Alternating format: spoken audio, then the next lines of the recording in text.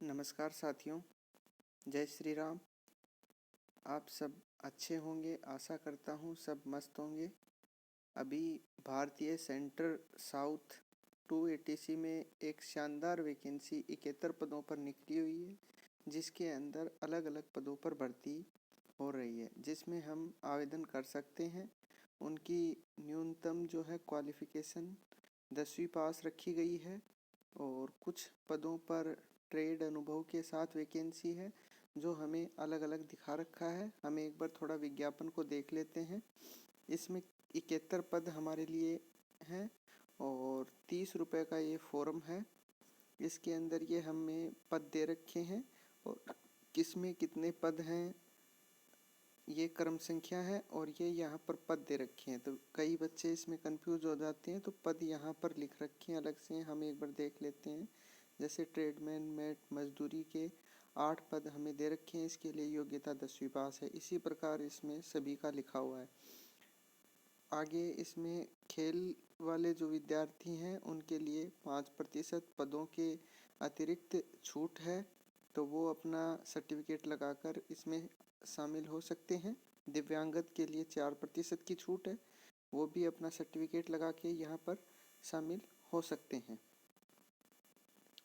अलग अलग वैकेंसियों के लिए अलग अलग पद दे रखे हैं और आरक्षित वर्ग के अनुसार भी दे रखे हैं कि इसमें कितने हैं, जर्नल के कितने हैं, ओबीसी के कितने हैं, एससी के कितने हैं। इस प्रकार इसमें अलग अलग पद भी यहाँ हमें दे रखे हैं। किस प्रकार से हमें फॉर्म को फिलअप करना है और क्या क्या दस्तावेज की हमें आवश्यकता पड़ने वाली है, वो मैं आपको एक बार थोड़ा सा बता देता हूँ। यहाँ पर जो हम 2 लिफाफे होते हैं, एक छोटा होता है एक बड़ा होता है। एक बड़ा लिफाफा जो होता है 4x11 का होता है और छोटा लिफाफा 4x8 का होता है, जो उनकी लेंथ होती है। तो बड़े लिफाफे का परफॉर्मा इस प्रकार से होगा। इसमें आपको यहाँ पर सबसे ऊपर दे रखा है। इसके अंदर अपना जिस पोस्ट से आप आवेदन कर रहे हैं उस पोस्ट का यहाँ पर हमें नाम लिख दें और कैटेगरी आपकी जो है ओबीसी, जनरल, एससी, एसटी जो भी है वो लिख दें। इसमें एक विशेष बात का और ध्यान रखना है, आपकी परसेंटेज जितनी है उस परसेंटेज को और पेन के हिसाब से कलर जिस प्रकार का मांग रखा है उसमें ही हमें फिल करके ये देना है। यदि आपको 50% से कम है 10वीं में, तो यहाँ पर आप 50% से कम वाले रेड पेन से लिख दें और अधिक है 51 से 60 के बीच में तो ब्लू पेन का इस्तेमाल करके लिखें और 61 से अधिक है तो ब्लैक पेन से यहाँ पर अपना प्रतिशत लिख दें।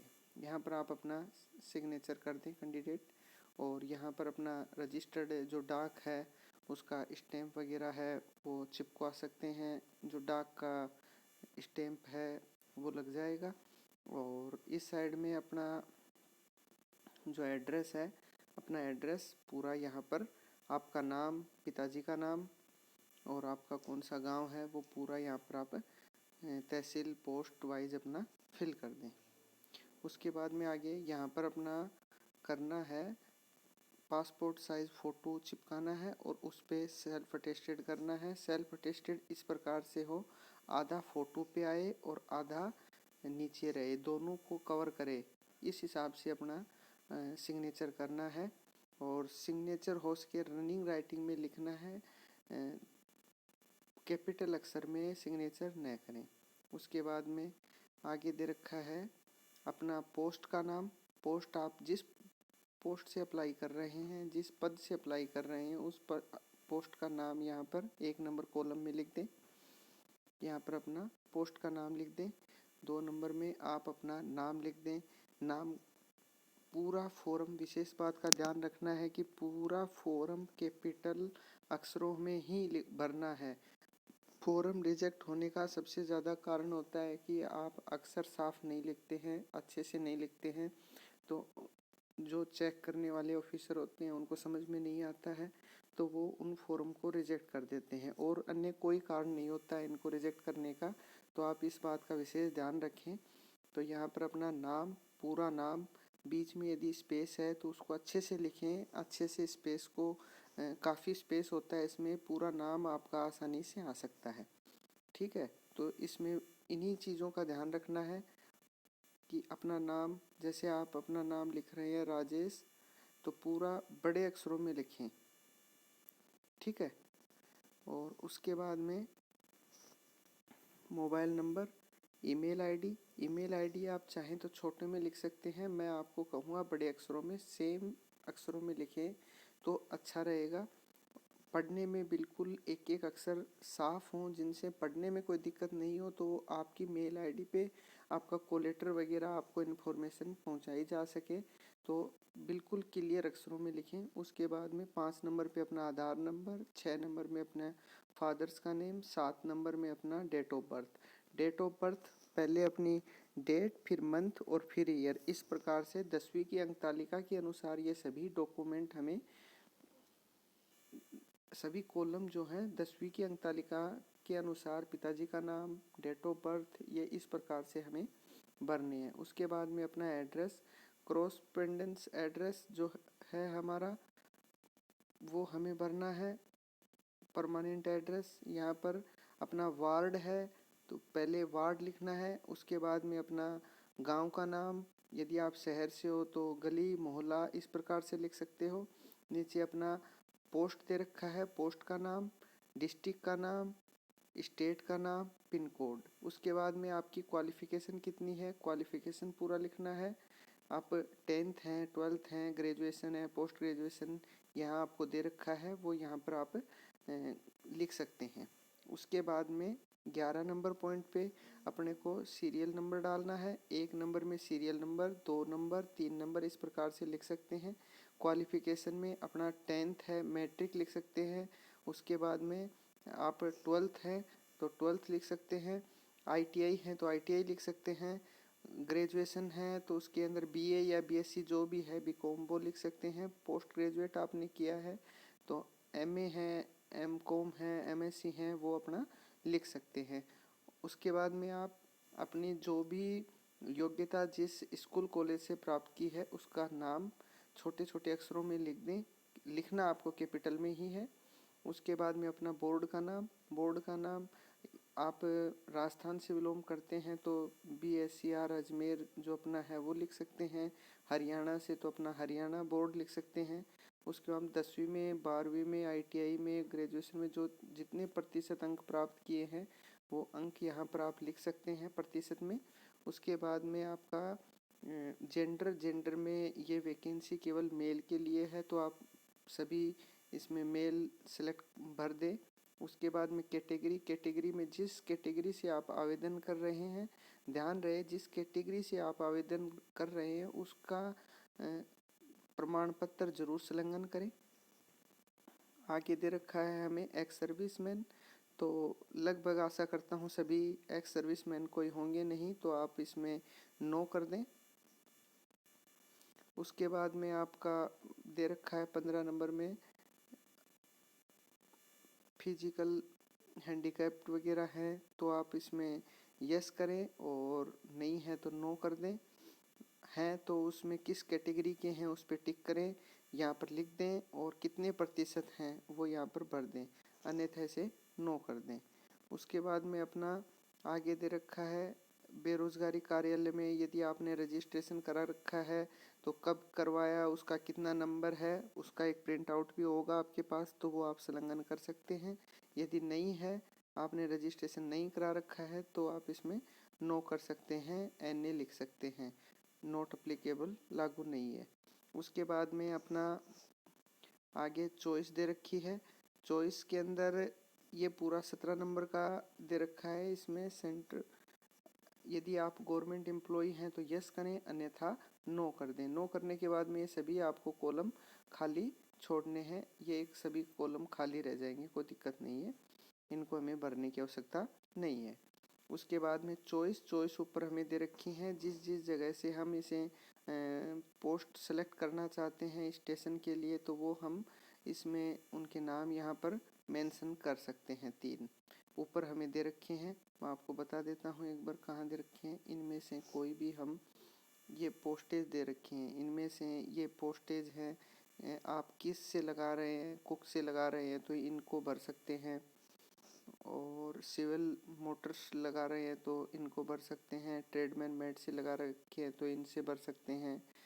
मोटर व्हीकल से लगा रहे हैं तो इनको भर सकते हैं। क्लीनर से लगा रहे हैं तो ये चॉइसेस भर सकते हैं। तो फायरमैन से यदि आप लगा रहे हैं तो ये चॉइसें भर सकते हैं। तो जिससे आपने पद से अप्लाई किया है उसके अकॉर्डिंग इसमें हमें स्थान दे रखे स्टेशन के लिए, उन्हीं से ही हमें भरना है। अन्य एक बार गौर से देखना है फिर उनको भरना है। पहले अपना पोस्ट देखना है। यदि आप फायरमैन से कर रहे हो तो आपको फायरमैन के लिए ये नीचे पोस्ट स्थान दे रखे हैं वो ही भरने हैं, और कुक से कर रहे हैं तो कुक के लिए दिया है वो भरना है। इस बात का विशेष ध्यान रखें।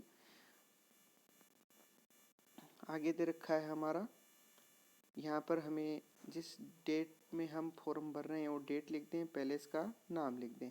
उसके बाद में इस कॉलम पे विशेष ध्यान दें।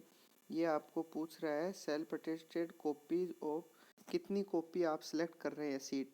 तो आप जैसे फॉर्म के अलावा 10th का मार्कशीट, 12th का मार्कशीट का प्रतिलिपि, आधार कार्ड, जाति प्रमाण पत्र, मूल निवास प्रमाण पत्र या अन्य कोई डॉक्यूमेंट आप संलग्न कर रहे हो तो वो सभी डॉक्यूमेंट के पेज गिन के यहाँ पर 6-7 जो भी हो रहे हैं आपके, वो यहाँ पर सीट जितनी भी हो गई वो लिख दें। यहाँ पर आपको रनिंग राइटिंग में अपना सिग्नेचर करना है।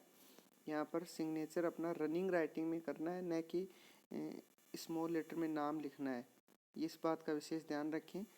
उसके बाद में अपना 2 एडमिट कार्ड हैं इसके अंदर, तो ये अपने एडमिट कार्ड पे वही सेम प्रोसेस है। इसके अंदर ये वाला कॉलम हमें फिल नहीं करना है, ये रोल नंबर वाला नहीं करना है हमें फिल, ये खाली रह जाएगा। कैंडिडेट का नाम, आगे कैंडिडेट का नाम दे रखा है, उसके बाद पिता का नाम, डेट ऑफ बर्थ, फिर 4 नंबर पॉइंट फिर से खाली रखना है, ये हमें नहीं भरना है। उसके बाद में हमें कैटेगरी वाला जो है जनरल, ओबीसी, एससी, एसटी जो भी है हम इसको भर देंगे। और यहाँ पर अपना फ़ोटो चिपका देंगे और फ़ोटो को सेल्फ अटेस्टेड कर देंगे। फ़ोटो को अटेस्ट करते समय इस बात का विशेष ध्यान रखें कि आधा सिग्नेचर फ़ोटो पे आए और आधा नीचे रह जाए।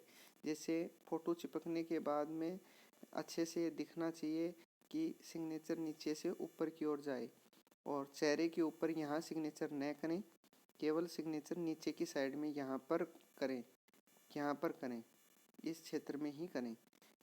ठीक है। आगे एक सिग्नेचर आपका नीचे दिया हुआ है, यहाँ पर ये अपना सिग्नेचर कर दें यहाँ पर रनिंग राइटिंग में। और एडमिट कार्ड का दूसरा परफॉर्मा सेम इसी प्रकार से भरना है, तीसरा भी इसी प्रकार से आपका भरना है, और चौथा भी, ये चारों भरने हैं। उसके बाद में यदि आप ओबीसी कैंडिडेट हो तो आपको ये परफॉर्मा भरना है, अन्यथा आपको ये लगाने की कोई ज़रूरत नहीं है। यदि आप ओबीसी कैंडिडेट है तो अपना नाम भर दें, पहले कॉलम में अपना नाम, दूसरे में अपने पिता का नाम। आप गांव से बिलोंग करते हैं तो डोमिसाइल लिख दें, बर्थ बाई जो भी है वो लिख दें। उसके बाद में अपना गांव का नाम लिख दें, डिस्ट्रिक्ट लिख दें, और यहाँ पर अपना किस कम्युनिटी, हिंदू मुसलमान जो भी हैं वो लिख सकते हैं।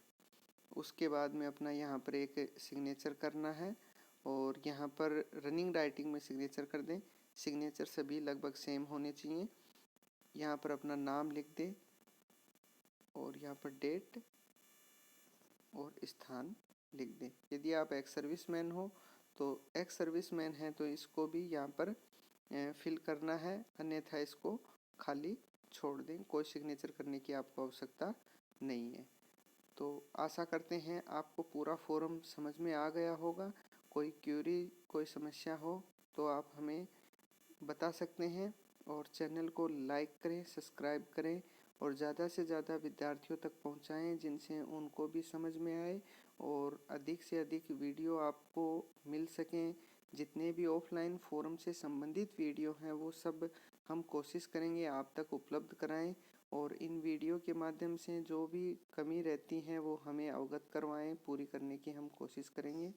धन्यवाद साथियों।